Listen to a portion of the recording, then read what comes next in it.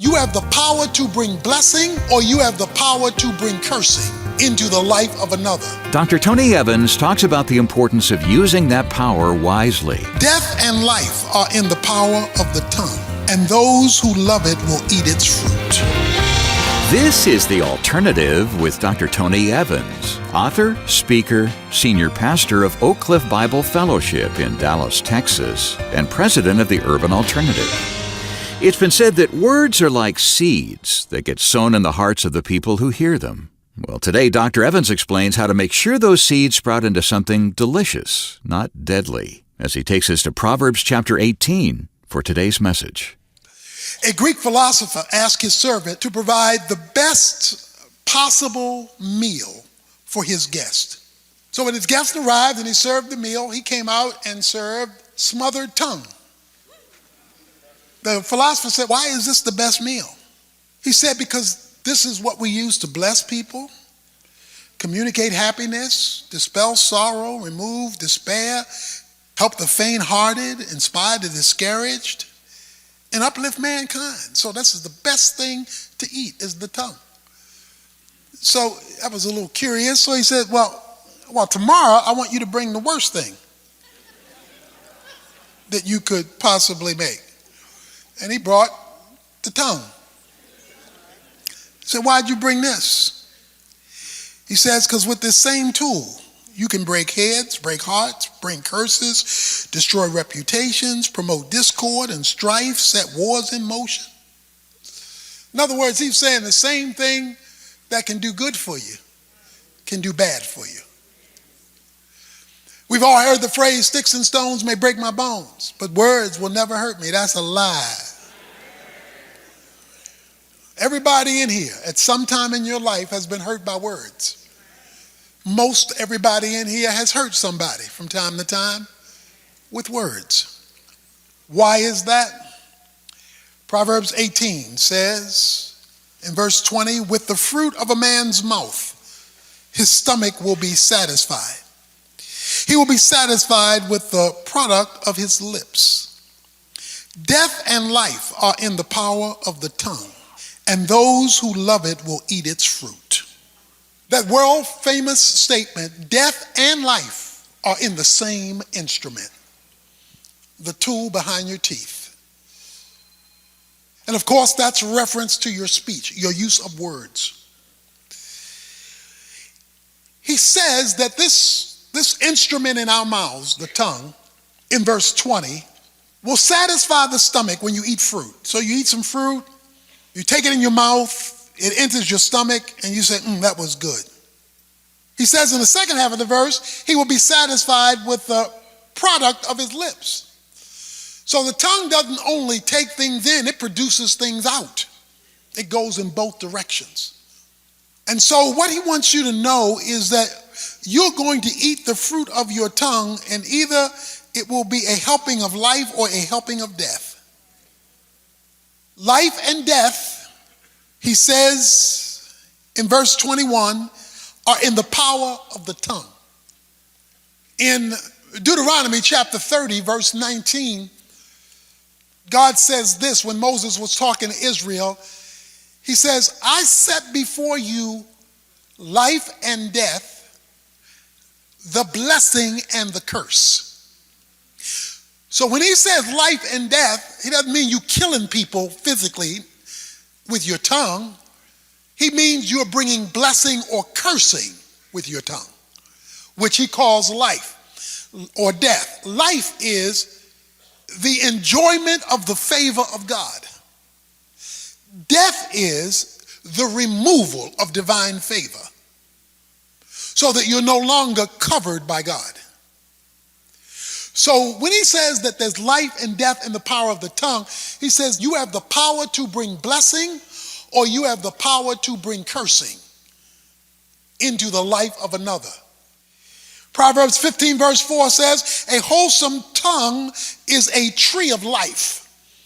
In other words, you're supposed to, with your speech, breathe life into others. Because remember, it's a tool of life, that is, of blessing.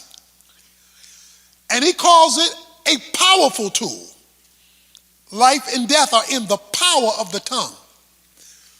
We use our tongues flippantly to say what we think, say how we feel, but the question is, do we use it powerfully? There is power in the tongue to create blessing, and there's power in the tongue to create cursing. Some of us still haven't recovered from things that were said to us. That tongue was so powerful, we still haven't forgot it, and it happened when we were a kid. I'll never forget what you said to me, because that brained a curse over my life. I have not been able to get away from it. It has trapped me. It has kept me from having wholesome relationships with people. It has kept me, because he wants you to understand, it's not just words you say, it's power you're expressing. You got a loaded gun behind your lips. Proverbs 12, verse 18 says, reckless words pierce like a sword. Proverbs 13, verse 3 says, he who guards his lips guards his life, but he who speaks rashly will come to ruin. So what he's emphasizing, and of course there are hundreds of verses that deal with mouth, tongue, lips, speech, but all of them are talking about this is no small instrument. This 3 or so inches in your mouth, or its use, that is expression of words, can breathe life or death into a situation. You can kill it or you can give it life. Nuclear power is very beneficial. The kind of lives we get to live in America because of nuclear energy and nuclear power.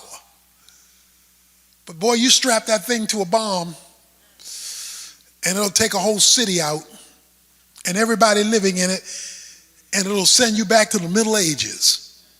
Because that same power that can cause us to live with lights on and appliances working and all that same power can destroy everything. So it is, life and death are in the tongue. That's why both God and the devil want control of it. But there's a war in your mouth between God's will and the devil's will to get you to express their will in your lips. Because they know when you express one of their wills in your lips, you are going to breathe life or death into a situation, blessing or cursing into a scenario. Well, when you know you've got that much power in your mouth, that's going to make you think about what you're saying and whether I really want the effect this could produce. It's very interesting that at the end of this verse, he brings up marriage. Verse 22, he who finds a wife finds a good thing and obtains favor from the Lord, right after he talks about life and death being in the power of the tongue. Because relationships are what are enhanced or destroyed by the tongue. Most of your struggle with your relatives you don't like or who don't like you have come out of conversations. Now, they may have done something to you, but I bet you your bottom dollar, they said some stuff too. And it produced just a nuclear reaction in you. And unfortunately, it can produce it so bad that you'll go to your grave never forgiving them. Because that thing latched onto your soul and became a curse in you. Like the husband who just went on his honeymoon, he said, now that we're married, I want to mention a few little defects I have noticed about you. Do you mind? Bride said, no, I don't mind. I don't mind. Just so you know, it was those little defects that kept me from getting a better husband. So it went south from there. It's like the man who told his wife he was mad at her about something. I don't know how anybody could be so beautiful and so dumb at the same time. She said, well, it's real simple. He made me beautiful so that you would love me. He made me dumb so I would love you.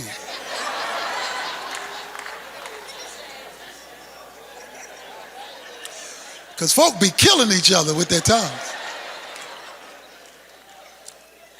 Sometimes life and death can take place when the tongue doesn't do a thing. But words still do. Like the couple, they weren't talking to each other. They were not talking to each other. They weren't going to speak to each other. They were mad at each other. And so since he was mad, he wrote a note.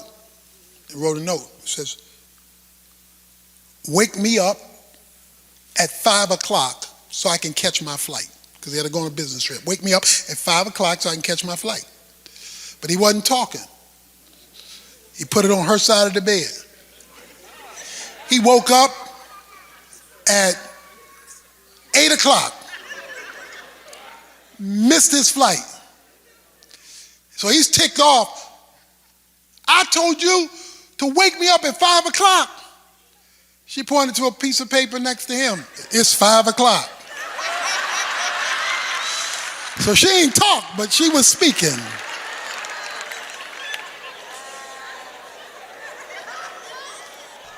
Well, when Dr. Evans comes back in just a moment, he'll have more to say about the dangers of underestimating the power of what we say. First, though, I wanted to remind you that today's message is the last installment in Tony's brand new series, Watch Your Mouth. So I don't want you to miss your chance to get a copy as our gift. Just contact us before the end of the day, make any contribution, whatever you feel God leading you to give, and we'll send you a copy of Watch Your Mouth to show our appreciation. If you've ever felt pain or regret after saying something you wish you hadn't, or if you just need help speaking more of God's words and fewer of your own, this book is for you.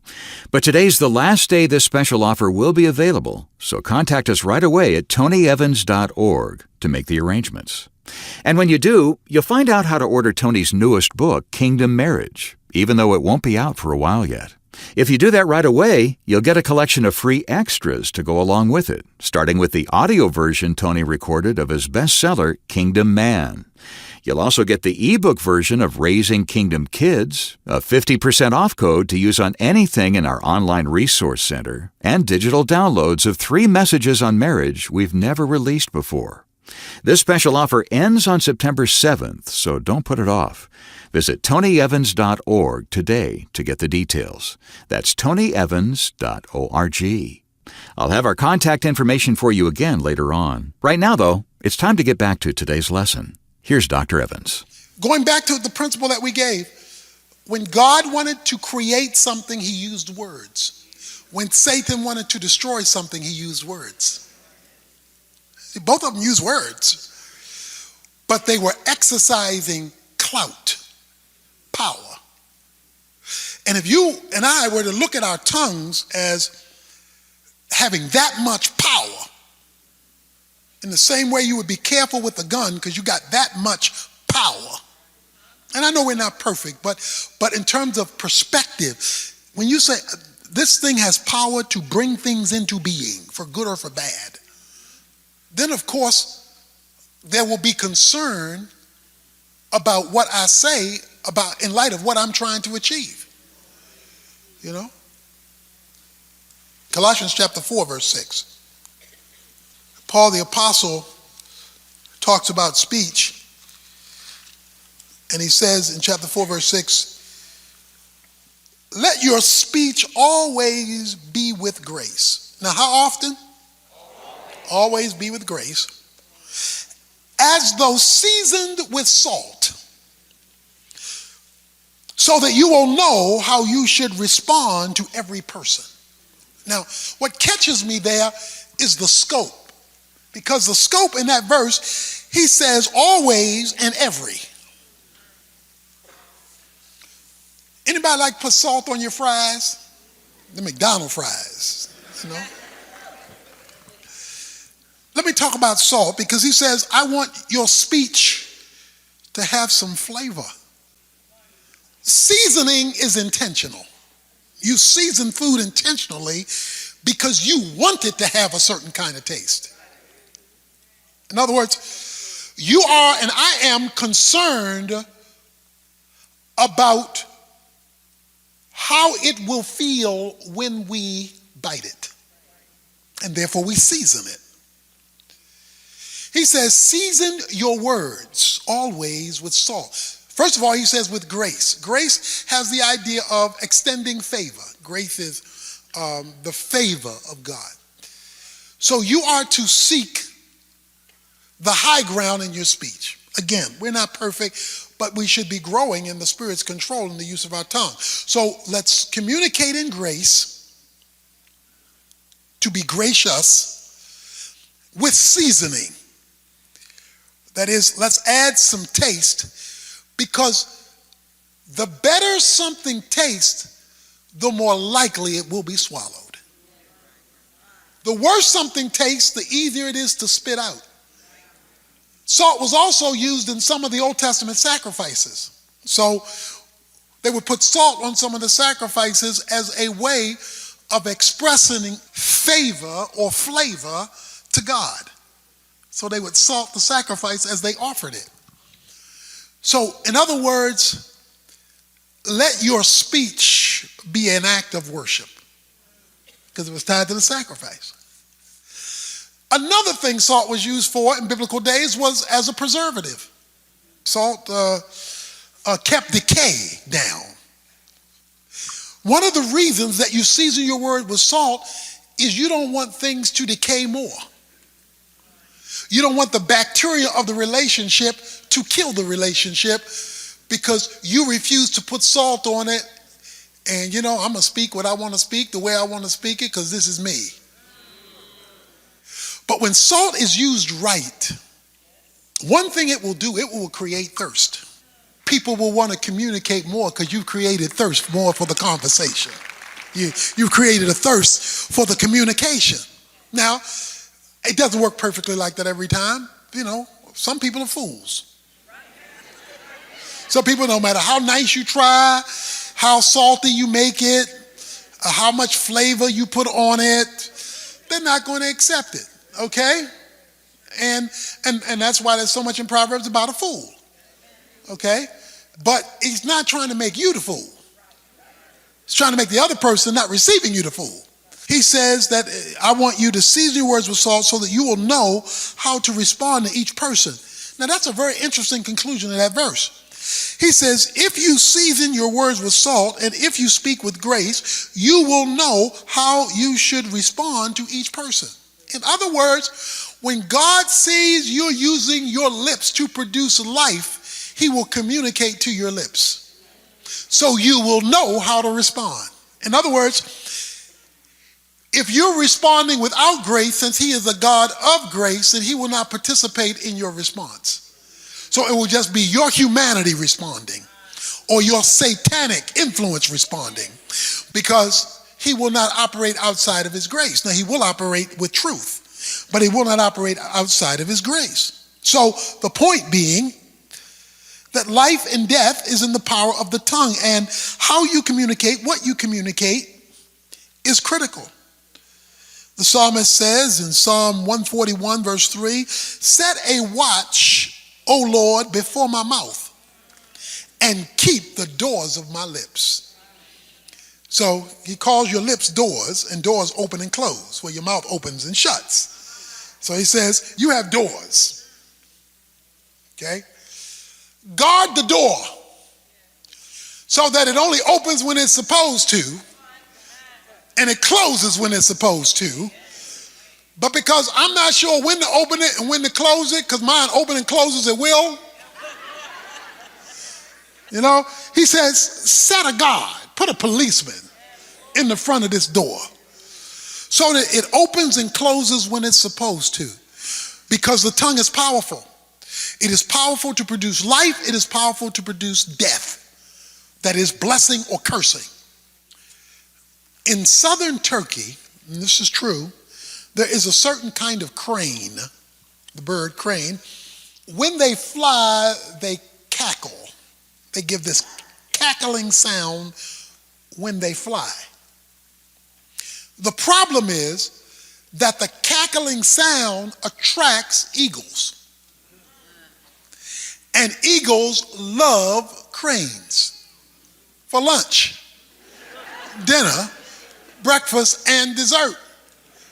Therefore, an mature adult crane will pick up a small rock and put it in its mouth so that the sound of the crackle cannot be heard. Because it does not want to be eagle lunch. Because there's a guard that's been set over its mouth, over the door of its lips, that is controlling how much of the crackle gets out. So that because the eagle doesn't hear the sound, it doesn't then attack the crane. In other words, when this crane is flying, he has a sound that can bring death. But when properly guarded, it keeps his life. The psalmist says in Psalm 141, verse 3, to watch over my mouth, keep the doors of my lips, because either God will get a hold of it or the devil will get a hold of it. If the devil gets a hold of it, it's going to bring a curse. If God gets a hold of it, it's going to bring life, both to me and then through me.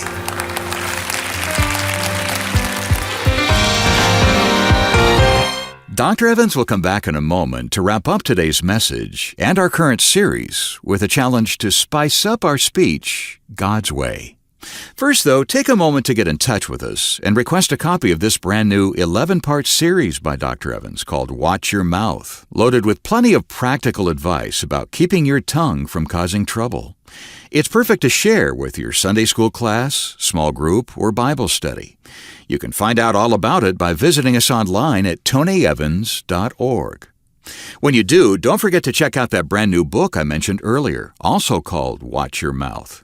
It builds on what we've learned in our current study, and if you contact us before the end of the day, it's yours with our thanks when you help us keep Tony's teaching on this station with a contribution of any amount. At the same time, be sure to pre-order your copy of Kingdom Marriage so you don't miss out on all those free extras I told you about.